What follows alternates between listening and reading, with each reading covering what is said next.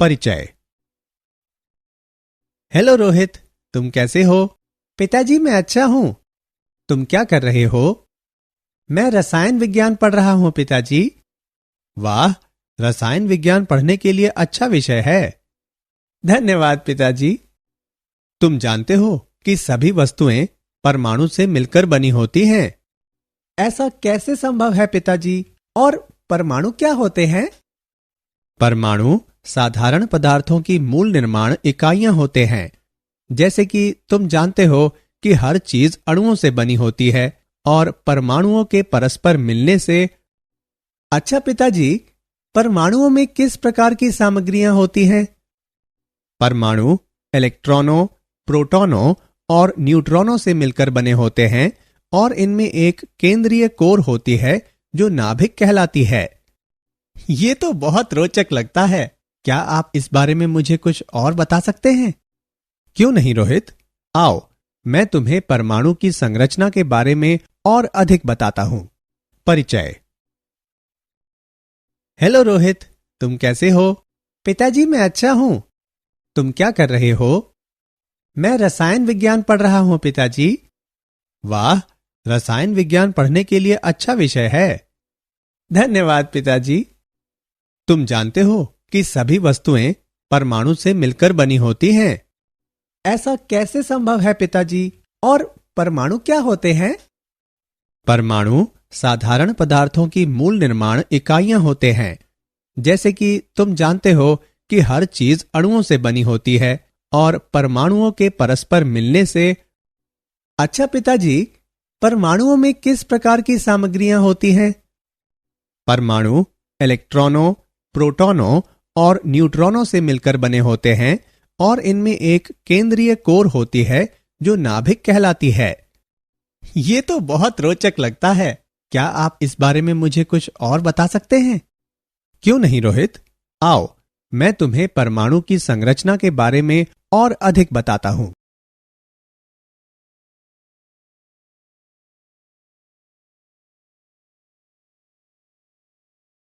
उद्देश्य। इस पाठ के अंत में आप निम्न करने में सक्षम हो जाएंगे: अपरमाणविक कणों की व्याख्या करना, परमाणु मॉडलों की चर्चा करना, परमाणु संख्या तथा द्रव्यमान संख्या को परिभाषित करना, संभारिक और समस्थानिक को परिभाषित करना, बोर के परमाणु मॉडल के विकास की पृष्ठभूमि की व्याख्या करना, हाइड्रोजन परमाणु के बोर मॉडल की व्याख्या करना।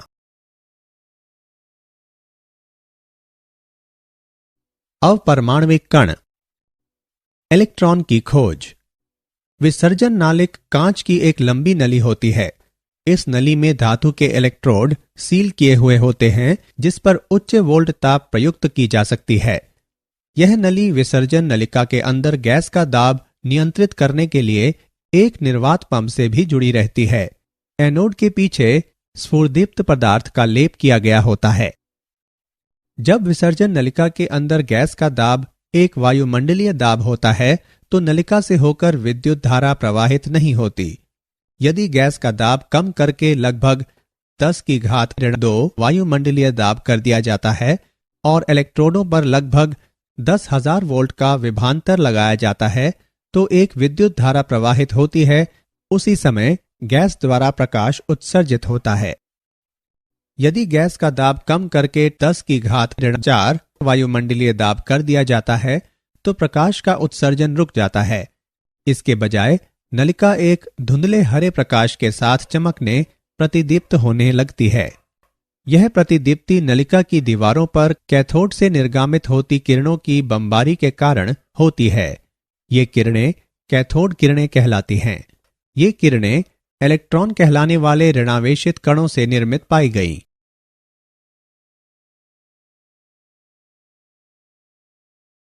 कैथोड किरणों के गुण। कैथोड किरणें सीधी दिशा में गमन करती हैं। कैथोड किरणों के मार्ग में रखी कोई वस्तु स्पष्ट छाया बनाती है। इससे स्पष्ट होता है कि कैथोड किरणें सीधी रेखा में गमन करती हैं। विद्युत क्षेत्र का प्रभाव। जब कैथोड किरणों के प्रवाह पर विद्युत क्षेत्र प्रयुक्त किया जाता है तो वे धनात्मक प्लेट की ओर मुड़ जाती हैं। इससे स्पष्ट होता है कि कैथोड किरणें ऋणावेशित होती हैं। चुंबकीय क्षेत्र का प्रभाव। जब कैथोड किरणों के अभिलंबवत चुंबकीय क्षेत्र प्रयुक्त किया जाता है तो वे ऋणात्मक कणों के लिए अपेक्षित दिशा में मुड़ जाती हैं। इससे पुष्टि होती है कि कैथोड किरणें ऋणावेशित होती हैं।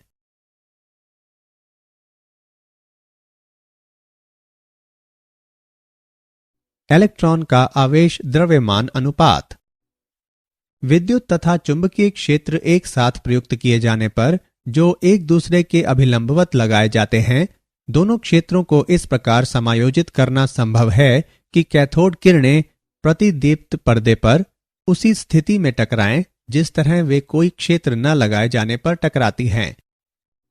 इलेक्ट्रॉनों का आवेश द्रव्यमान अनुपात 1.76 गुणे 10 की घात 8 कूलम प्रति ग्राम पाया गया।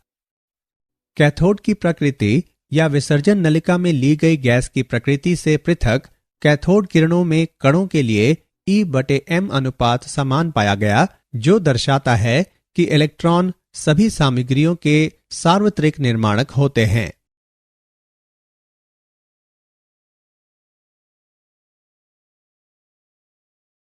इलेक्ट्रॉनों पर आवेश। R.A. मिलिकन ने तेल बूंद प्रयोग द्वारा इलेक्ट्रॉन पर आवेश की मात्रा ज्ञात की। तेल की बूंदें एक छोटे छिद्र से होकर उपकरण में प्रवेश करती हैं और दो आवेशित प्लेटों के बीच गिरती हैं। एक सूक्ष्मदर्शी के जरिए बूंदों की गति का प्रेक्षण किया गया। आवेशित प्लेटों के बीच की वायु को X- किरणपुंज प्रवाहित करके आयनित किया गया। X- किरणें वायु के कणों को आयनित कर देती हैं।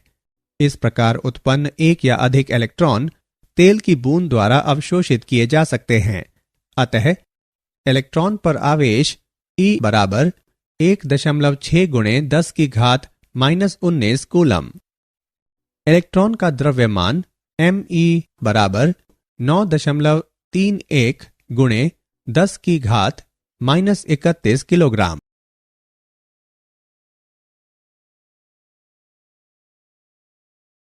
प्रोटॉनों और न्यूट्रॉनों की खोज।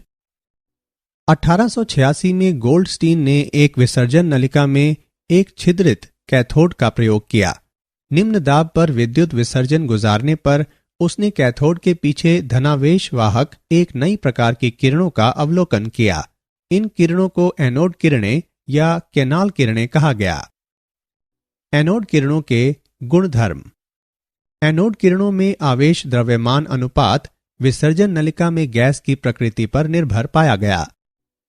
यह प्रेक्षित किया गया कि E/m अनुपात तब अधिकतम था जब विसर्जन नलिका में हाइड्रोजन गैस को लिया गया। यह इंगित करता है कि हाइड्रोजन से बनने वाले धनात्मक आयन सबसे हल्के होते हैं। इन सबसे हल्के धनावेशित कणों को प्रोटॉन का नाम दिया गया। न्यूट्रॉन की खोज चैडविक द्वारा की गई। उसने अल्फा कणों को बेरिलियम पर टकराकर उदासीन कण उत्सर्जित कराए थे जो न्यूट्रॉन कहलाए।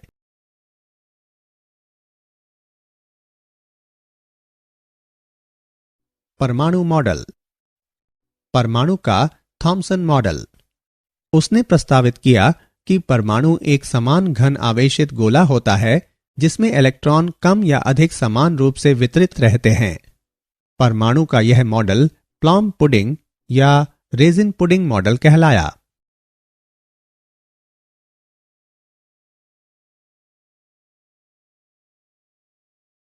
रदरफोर्ड का नाभिकीय परमाणु मॉडल। अल्फा कणों के प्रकीर्णन का प्रयोग। इस प्रयोग के अंतर्गत सोने की एक पतली पन्नी पर अल्फा कणों की बौछार कराई गई। ये कण शीशे की एक प्लेट में एक झिर्री से गुजरते हुए पतले पुंज के रूप में प्राप्त किए गए। जिंक सल्फाइड ZnS से लेपित एक वृत्ताकार पर्दे को अल्फा कणों के कारण होने वाले विक्षेपण का पता लगाने के लिए पन्नी के परितः रखा गया। जब भी कोई अल्फा कण पर्दे से टकराता तो उस बिंदु पर प्रकाश की स्फुरदीप्ति उत्पन्न होती। प्रेक्षण। अधिकांश अल्फा कण लगभग 99% सोने की पन्नी से बिना विक्षेपित हुए निकल जाते हैं। कुछ अल्फा कण छोटे कणों द्वारा विक्षेपित हो जाते हैं। कुछ कण या तो बहुत बड़े कोणों से विक्षेपित होते हैं या वास्तव में अपने पथ पर पीछे की ओर विक्षेपित हो जाते हैं।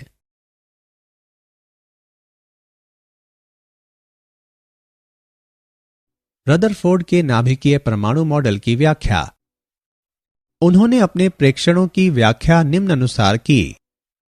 चूंकि अधिकांश अल्फा कण बिना विक्षेपित हुए सोने की पन्नी को पार कर जाते हैं, इससे पता चलता है कि परमाणु में अधिकांश स्थान रिक्त होता है। अल्फा कण धनावेशित होने तथा पर्याप्त द्रव्यमान वाले होने के कारण किसी भारी धनावेशित केंद्र द्वारा ही विक्षेपित हो सकते हैं।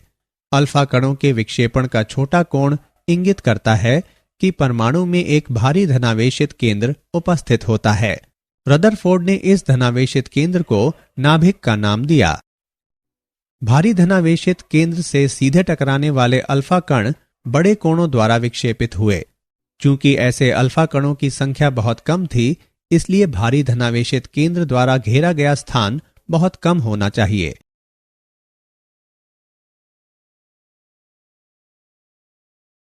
रदरफोर्ड के नाभिकीय परमाणु मॉडल के मुख्य बिंदु। इस मॉडल के मुख्य बिंदु निम्न हैं। परमाणु का अधिकांश द्रव्यमान तथा धनावेश नाभिक कहलाने वाले एक बहुत छोटे क्षेत्र में संकेंद्रित होता है। नाभिक इलेक्ट्रॉनों से घिरा होता है जो इसके चारों ओर बहुत उच्च गति से घूमते हैं। इलेक्ट्रॉनों तथा नाभिक के बीच आकर्षण का स्थिर वैद्युत बल घूमते इलेक्ट्रॉनों पर कार्य करने वाले अपकेंद्री बल द्वारा संतुलित किया जाता है। इलेक्ट्रॉनों पर कुल ऋणावेश नाभिक पर कुल धनावेश के बराबर होता है, इसलिए परमाणु अपनी समग्रता में वैद्युतिक उदासीन होता है। परमाणु के अंदर अधिकांश स्थान रिक्त होता है।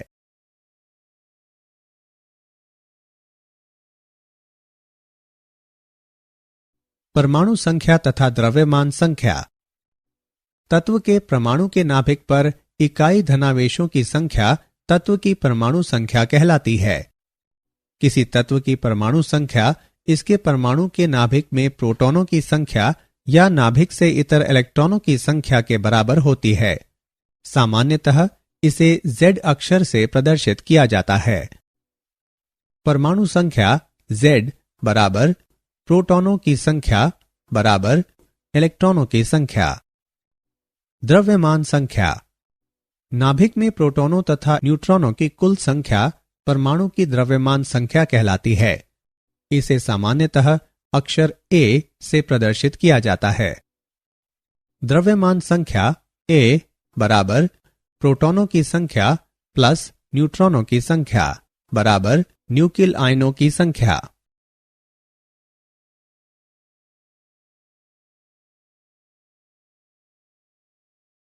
संभारिक एवं समस्थानिक।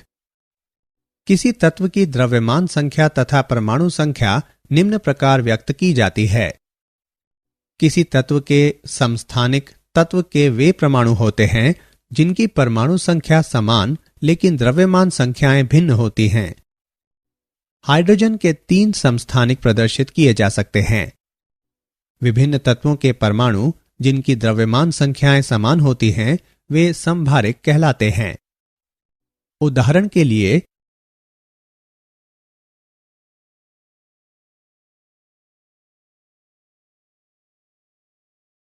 रदरफोर्ड के मॉडल के दोष। वैद्युत चुंबकीय सिद्धांत के अनुसार एक आवेशित कण त्वरित किए जाने पर वैद्युत चुंबकीय विकिरण के रूप में ऊर्जा उत्सर्जित करता है। रदरफोर्ड के मॉडल के अनुसार इलेक्ट्रॉन नाभिक के चारों ओर चक्कर काटते हैं। इसका अर्थ है कि इलेक्ट्रॉन सदैव एक त्वरण की अवस्था में रहते हैं। चूंकि इलेक्ट्रॉन आवेशित कण होते हैं, इसलिए इलेक्ट्रॉनों को विकिरण उत्सर्जित करना चाहिए और इसके परिणाम स्वरूप उन्हें मंद पड़ जाना चाहिए तथा अंततः एक कुंडलित पथ का अनुसरण करते हुए नाभिक में गिर जाना चाहिए। रदरफोर्ड का मॉडल परमाणुओं के स्थायित्व की व्याख्या करने में विफल है।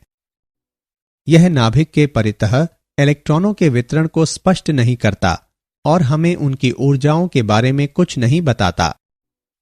रदरफोर्ड का मॉडल हाइड्रोजन स्पेक्ट्रम में कुछ निश्चित रेखाओं की उपस्थिति की व्याख्या करने में भी विफल है।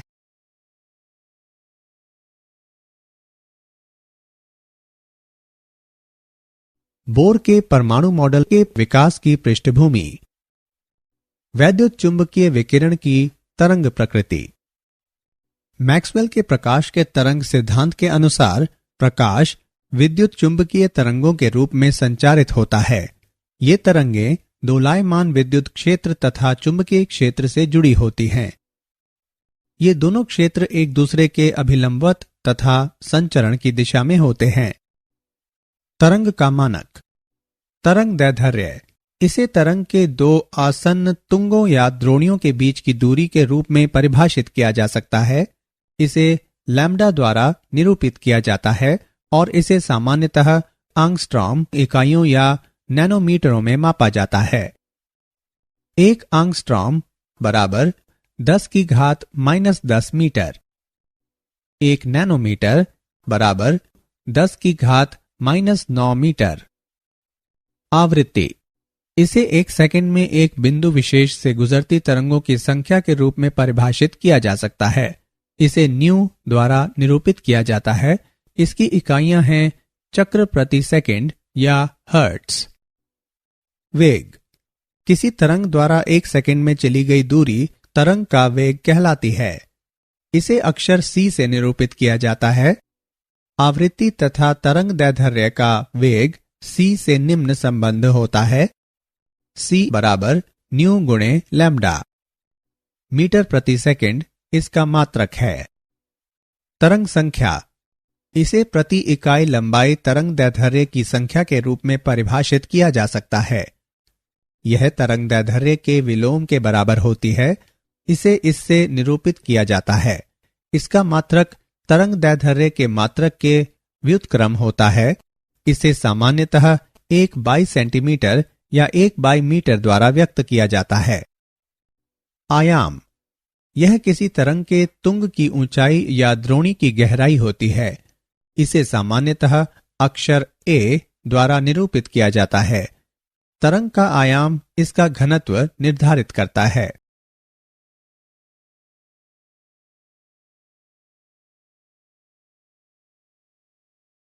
विद्युत चुंबकीय विकिरण की कणीय प्रकृति। प्लांक का क्वांटम सिद्धांत। विकिरण का तरंग सिद्धांत प्रकाश वैद्युत प्रभाव तथा कृष्ण पिंड से विकिरण की परिघटनाओं की व्याख्या नहीं कर सकता। कृष्ण पिंड से विकिरण कोई आदर्श कृष्ण पिंड विकिरण का आदर्श अवशोषक तथा आदर्श उत्सर्जक होता है। जब ऐसे पिंड को गर्म किया जाता है तो यह लाल पप्त हो जाता है। दूसरे शब्दों में यह लाल रंग का प्रकाश उत्सर्जित करता है।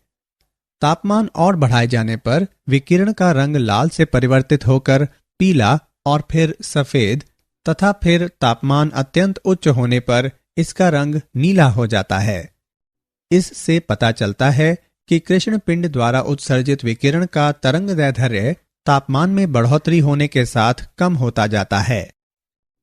ग्राफ पर दाएं से बाएं की ओर विचार करें। किसी दिए गए तापमान पर उत्सर्जित विकिरण की तीव्रता तरंग दैर्ध्य में कमी होने के साथ बढ़ते हुए एक दिए गए तरंग दैर्ध्य पर अधिकतम मान तक पहुंचती है और फिर तरंग दैर्ध्य में और कमी होने के साथ घटना आरंभ हो जाती है।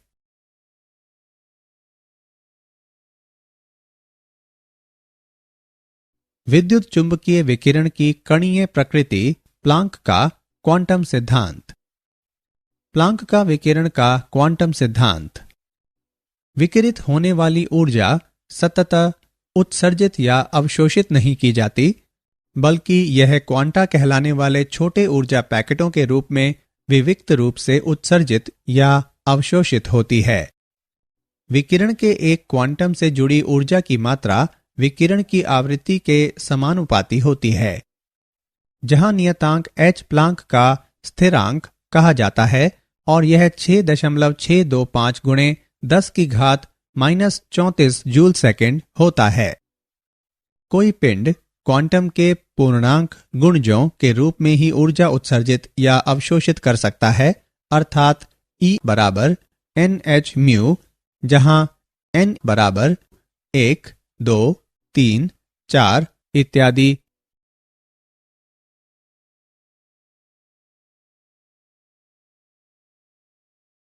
प्रकाश विद्युत प्रभाव।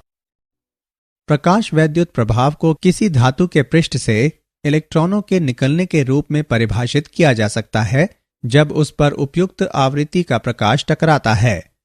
इस प्रकार निकलने वाले इलेक्ट्रॉन फोटो इलेक्ट्रॉन कहलाते हैं। जब विशिष्ट आवृत्ति वाला प्रकाश धातु के पृष्ठ से टकराता है तो धातु के पृष्ठों से इलेक्ट्रॉन निकलते हैं जो डिटेक्टर द्वारा खोज लिए जाते हैं।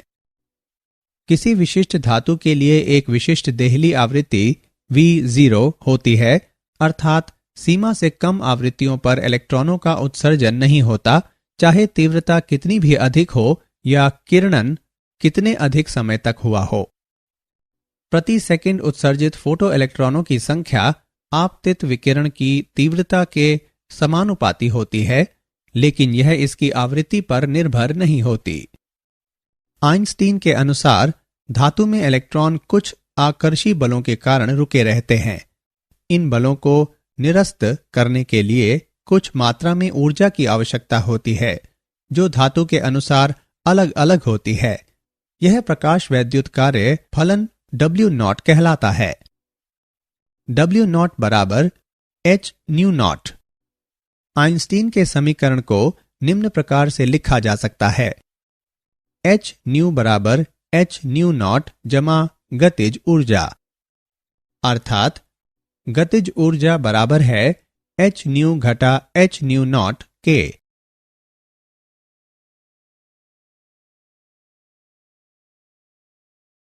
विद्युत चुंबकीय विकिरण का द्वैत व्यवहार। यह मानते हुए प्रकाश वैद्युत प्रभाव की व्याख्या की जा सकती है कि विकिरण क्वांटा कहलाने वाले ऊर्जा के छोटे पैकेटों से निर्मित होता है। ऊर्जा के इन पैकेटों को कण माना जाता है। दूसरी ओर विकिरण व्यक्तीकरण व विवर्तन जैसी परिघटनाओं को प्रकट करता है, जो इंगित करती हैं कि इनकी प्रकृति तरंगीय होती है। इसलिए यह निष्कर्ष निकाला जा सकता है कि विकिरण की द्वैत प्रकृति होती है, अर्थात इसकी प्रकृति कणीय होने के साथ तरंगीय भी होती है।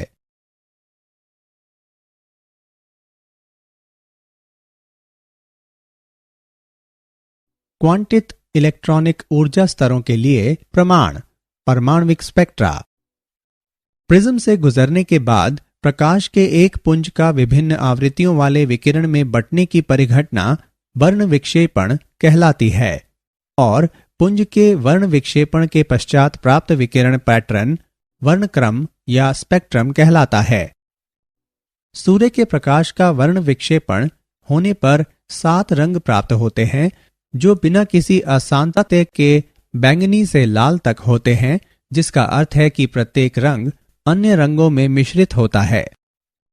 ऐसा स्पेक्ट्रम सतत स्पेक्ट्रम कहलाता है।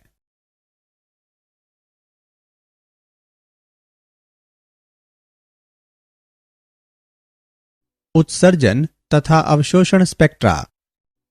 जब किसी तत्व को किसी पद्धति का उपयोग करके, जैसे कि उसे गर्म करके, विद्युत धारा प्रवाहित करके या विद्युत विसर्जन गुजारकर उत्तेजित किया जाता है, तो तत्व के अणु निश्चित आवृत्तियों के विद्युत चुंबकीय विकिरण उत्सर्जित करते हैं।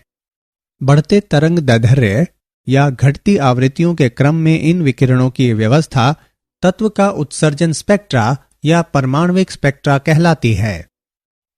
किसी तत्व का परमाणविक स्पेक्ट्रा तत्व की पहचान करने के लिए उपयोग किया जा सकता है और कभी कभी यह इसके परमाणुओं का फिंगरप्रिंट भी कहलाता है। अधिकांश तत्वों का परमाणविक स्पेक्ट्रा काली पट्टियों से पृथक की गई अनेक चमकीली रेखाओं से बना होता है। इसलिए परमाणविक स्पेक्ट्रम को रेखा स्पेक्ट्रम भी कहा जाता है। अवशोषण स्पेक्ट्रम ऐसे विद्युत चुंबकीय विकिरण द्वारा बनता है जो ऐसे माध्यम से गुजरता है जहां निश्चित आवृत्तियों के विकिरण अवशोषित कर लिए जाते हैं।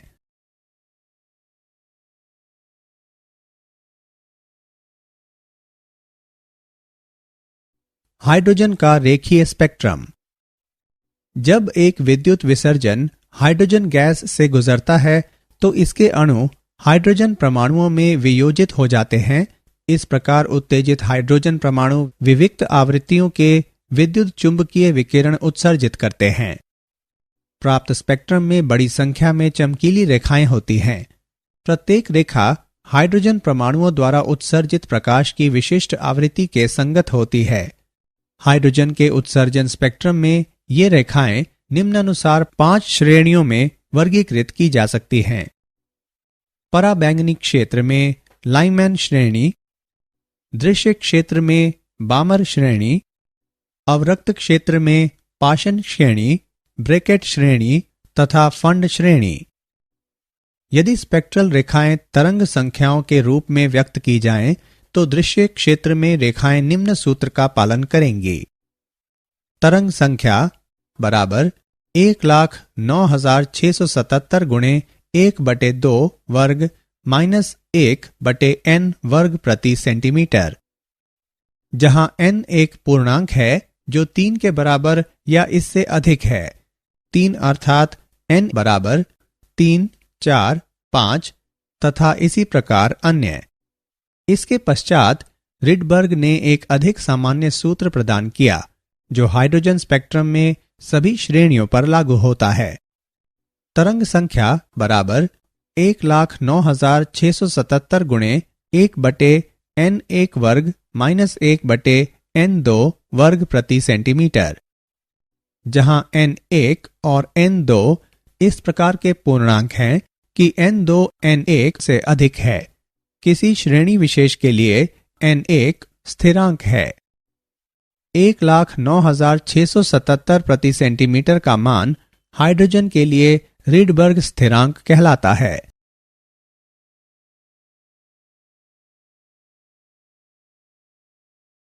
हाइड्रोजन परमाणु के लिए बोर मॉडल। बोर का परमाणु मॉडल विकिरणों के क्वांटम सिद्धांत पर आधारित है। इस मॉडल के मुख्य बिंदु निम्न हैं।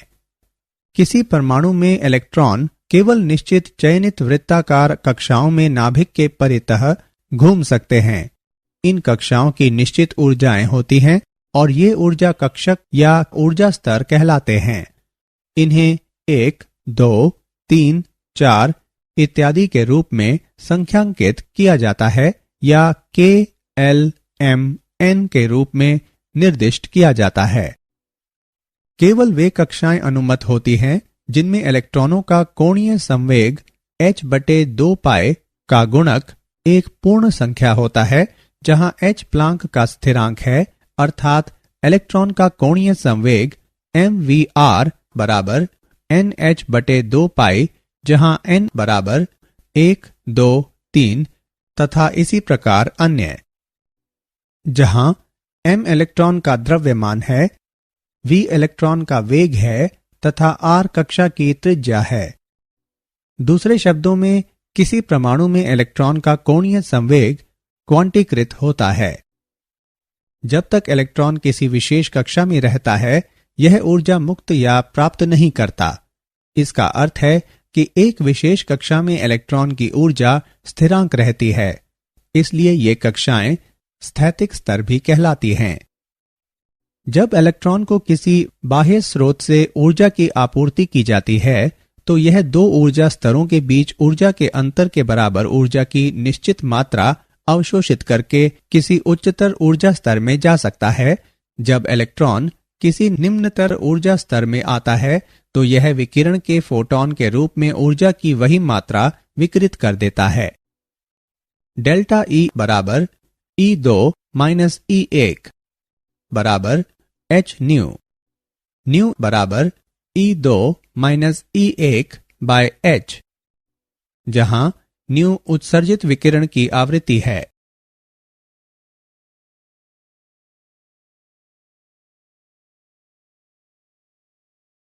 हाइड्रोजन परमाणु के लिए बोर मॉडल। ऊर्जा का क्वांटीकरण तथा बोर का मॉडल। बोर के मॉडल के अनुसार किसी परमाणु में इलेक्ट्रॉन की ऊर्जा क्वांटीकृत होती है। क्वांटीकरण का आशय यह है कि राशि किसी कक्षीय मान को प्राप्त करने के लिए सतत परिवर्तित नहीं हो सकती, बल्कि कुछ विशिष्ट मान प्राप्त करने के लिए केवल विविक्त रूप से परिवर्तित हो सकती है। इस बिंदु को और समझने के लिए आइए एक सरल उदाहरण पर विचार करें। माना कि एक व्यक्ति सीढ़ियों पर नीचे उतर रहा है, अतः व्यक्ति की ऊर्जा विविक्त रूप से परिवर्तित होती है और विविध स्टेपों की ऊर्जाओं के संगत उसके कुछ निश्चित ऊर्जा मान ही हो सकते हैं। इस उदाहरण में व्यक्ति की ऊर्जा क्वांटीकृत हुई है। दूसरी ओर यदि कोई व्यक्ति किसी रैंप पर नीचे आता है तो ऊर्जा सतत परिवर्तित होती है और रैंप पर किसी बिंदु के संगत उसकी ऊर्जा के कोई मान हो सकते हैं। इस उदाहरण में ऊर्जा क्वांटीकृत नहीं हुई है। इसलिए बोर के मॉडल के अनुसार किसी परमाणु में इलेक्ट्रॉन की ऊर्जा क्वांटीकृत होती है। बोर के मॉडल के मुख्य सफल बिंदु निम्न हैं। बोर का मॉडल परमाणु के स्थायित्व की व्याख्या कर सकता है। बोर का सिद्धांत हाइड्रोजन की किसी कक्षा विशेष में इलेक्ट्रॉन की ऊर्जा का परिकलन करने में सहायक है। व्यंजक निम्न हैं।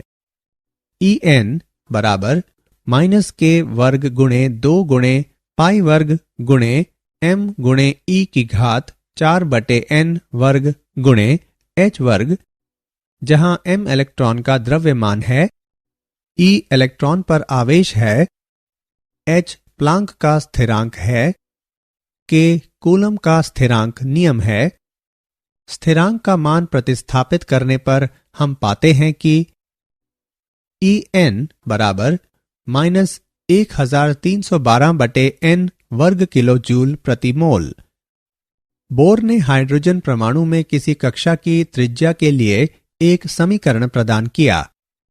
Rn बराबर n वर्ग गुणे h वर्ग बटे 4 गुणे पाई वर्ग गुणे k गुणे m गुणे e वर्ग।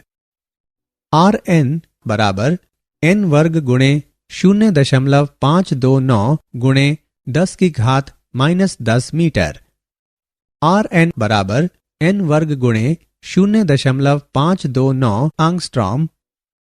इस प्रकार n के बढ़ने के साथ कक्षा की त्रिज्या बढ़ती है। हाइड्रोजन की प्रथम कक्षा की त्रिज्या 0.529 एंगस्ट्रॉम होती है। यह बोर की त्रिज्या कहलाती है।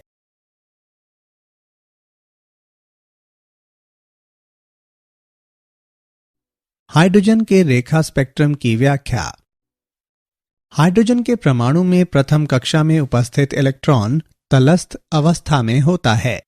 जब विद्युत विसर्जन प्रदान करके आदि के द्वारा ऊर्जा प्रदान की जाती है तो यह इलेक्ट्रॉन उत्तेजित होकर किसी उच्चतर ऊर्जा स्तर में पहुंच सकता है। क्योंकि हाइड्रोजन के प्रतिदर्श में परमाणुओं की संख्या अधिक होती है, इसलिए विभिन्न परमाणुओं में इलेक्ट्रॉन विभिन्न मात्राओं में ऊर्जाएं अवशोषित करते हैं और उत्तेजित होकर विभिन्न उच्चतर ऊर्जा स्तरों में चले जाते हैं। उदाहरण के लिए आइए विभिन्न हाइड्रोजन परमाणुओं के चौथे ऊर्जा स्तर n बराबर 4 में उपस्थित इलेक्ट्रॉनों पर विचार करें। कुछ परमाणुओं में यह सीधे तलस्थ अवस्था n बराबर 1 में आ सकता है, जबकि कुछ अन्य में यह कूदकर द्वितीय ऊर्जा स्तर n बराबर 2 में और इसके बाद प्रथम ऊर्जा स्तर n बराबर 1 में जा सकता है, जबकि कुछ अन्य परमाणुओं में यह तृतीय n बराबर 3 और द्वितीय ऊर्जा स्तरों से n बराबर 2 प्रथम स्तर में आ सकता है। उच्चतर ऊर्जा स्तरों से प्रथम ऊर्जा स्तर में संक्रमणों के कारण उत्पन्न होने वाली रेखाएं लेमेन रेखाएं कहलाती हैं। इसी प्रकार उच्चतर ऊर्जा स्तरों से द्वितीय, तृतीय, चतुर्थ और पंचम ऊर्जा स्तरों में इलेक्ट्रॉनों के संक्रमण के परिणाम स्वरूप प्राप्त रेखाएं क्रमशः बामर, पाशन, ब्रैकेट और फंड रेखाएं कहलाती हैं। माना कि हाइड्रोजन परमाणु में n बराबर n2 वाली एक उच्चतर कक्षा से एक इलेक्ट्रॉन कूदकर n बराबर n1 वाले एक निम्नतर स्तर में आ जाता है। इस संक्रमण के परिणाम स्वरूप इलेक्ट्रॉन फोटॉन विकिरण के रूप में ऊर्जा उत्सर्जित करता है। तब उत्सर्जित फोटॉन की आवृत्ति है आवृत्ति बराबर 3.29 गुणे 10 की घात 15 गुणे 1/n1 वर्ग माइनस 1/n2 वर्ग प्रति सेकेंड। तरंग संख्या के संदर्भ में 1,09,677 गुणे 1/n1 वर्ग माइनस 1/n2 वर्ग प्रति सेंटीमीटर।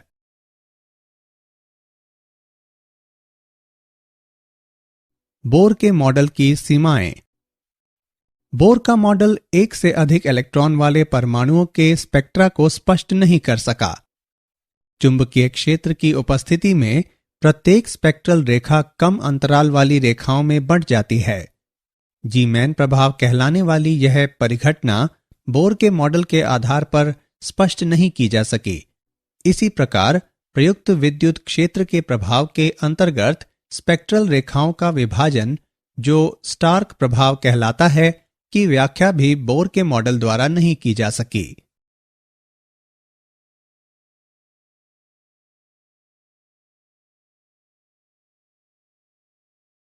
बोर मॉडल की असफलता के कारण।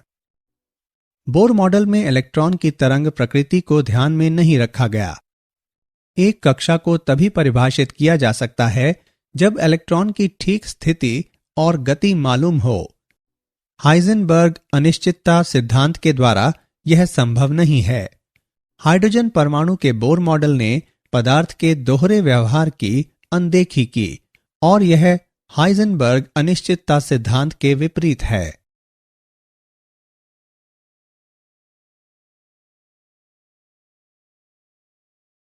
क्या आप जानते हैं, परमाणु विखंडन करने वाले वैज्ञानिकों को मनुष्य द्वारा निर्मित सर्वोच्च रिकॉर्ड तापमान का श्रेय प्राप्त है, जो सूर्य के आंतरिक भाग से 1,00,000 गुने अधिक गर्म है। लेड आयनों का संघटन करने वाले वैज्ञानिकों ने लगभग 5.5 ट्रिलियन सेल्सियस तापमान पर अत्यंत गर्म उप परमाणविक सूप निर्मित किया, जो क्वार्क ग्लुऑन प्लाज्मा कहलाता है। यह ताप किसी प्रयोग में दर्ज किया गया सर्वाधिक उच्च तापमान है।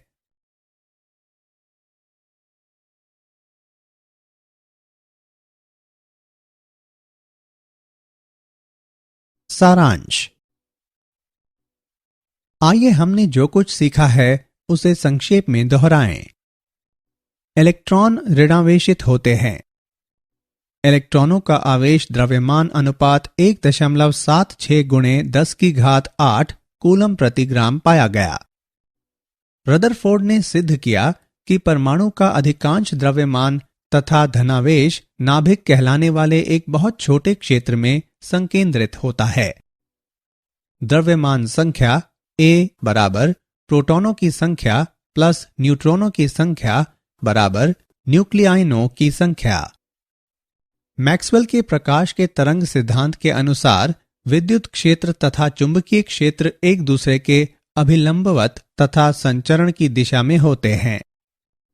कोई आदर्श कृष्ण पिंड विकिरण का आदर्श अवशोषक तथा आदर्श उत्सर्जक होता है।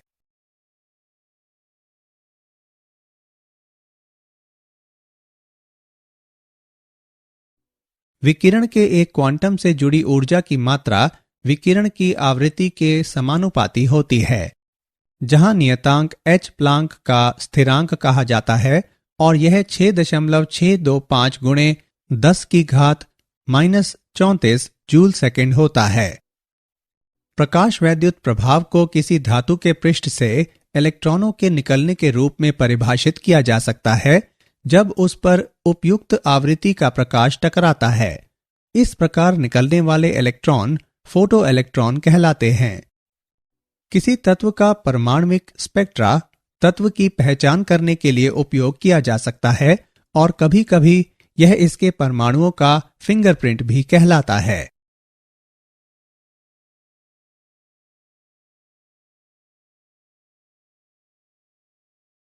हाइड्रोजन के उत्सर्जन स्पेक्ट्रम में रेखाएं निम्नानुसार 5 श्रेणियों में वर्गीकृत की जा सकती हैं। लाइमैन श्रेणी, बामर श्रेणी, पाशन श्रेणी, ब्रैकेट श्रेणी तथा फंड श्रेणी। रिडबर्ग ने एक अधिक सामान्य सूत्र प्रदान किया जो हाइड्रोजन स्पेक्ट्रम में सभी श्रेणियों पर लागू होता है। 1,09,677 प्रति सेंटीमीटर का मान हाइड्रोजन के लिए रिडबर्ग स्थिरांक कहलाता है। बोर ने हाइड्रोजन परमाणु में किसी कक्षा की त्रिज्या के लिए एक समीकरण प्रदान किया। Rn बराबर n वर्ग गुणे 0.529 एंगस्ट्रॉम।